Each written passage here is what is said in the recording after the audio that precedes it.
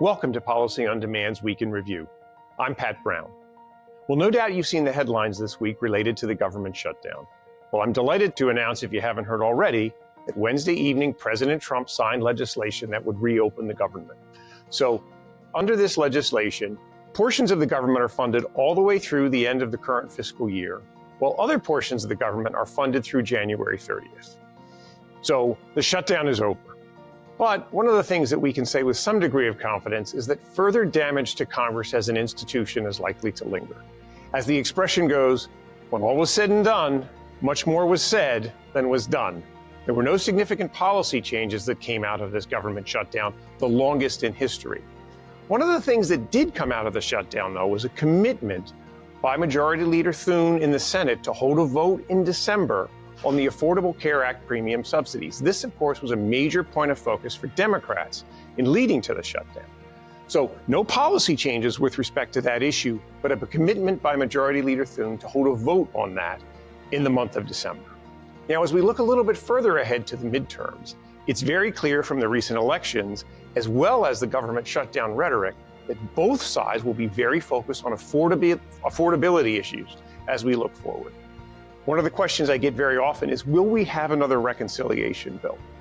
Well, I think it's too soon to tell, but it is very clear if we do, it won't look like the first one. We no longer have expiring tax cuts as an action-forcing event, and as I've already noted, the focus from politicians in Washington is very likely going to be on affordability issues. So if we turn our attention outside the United States, we had some critical meetings this week on the so-called side-by-side agreement in Paris related to Pillar 2.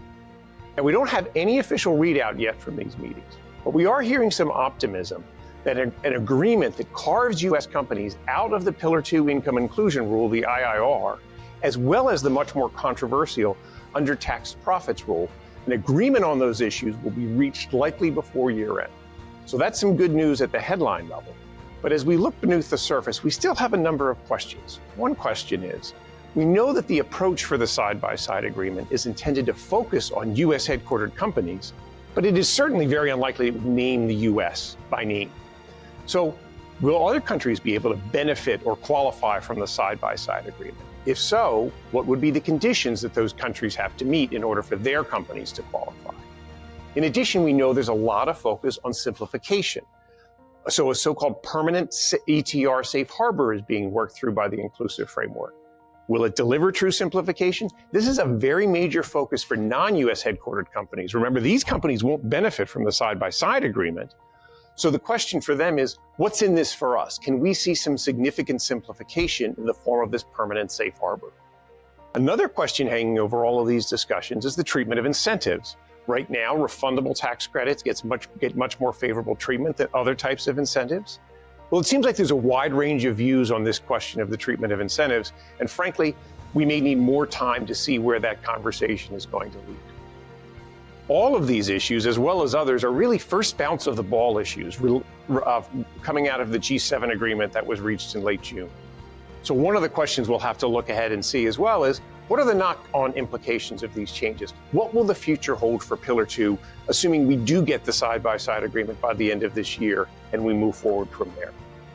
So stay tuned to Policy on Demand as we continue to translate what the end of the shutdown and Pillar 2 developments mean. Thanks for watching and take care.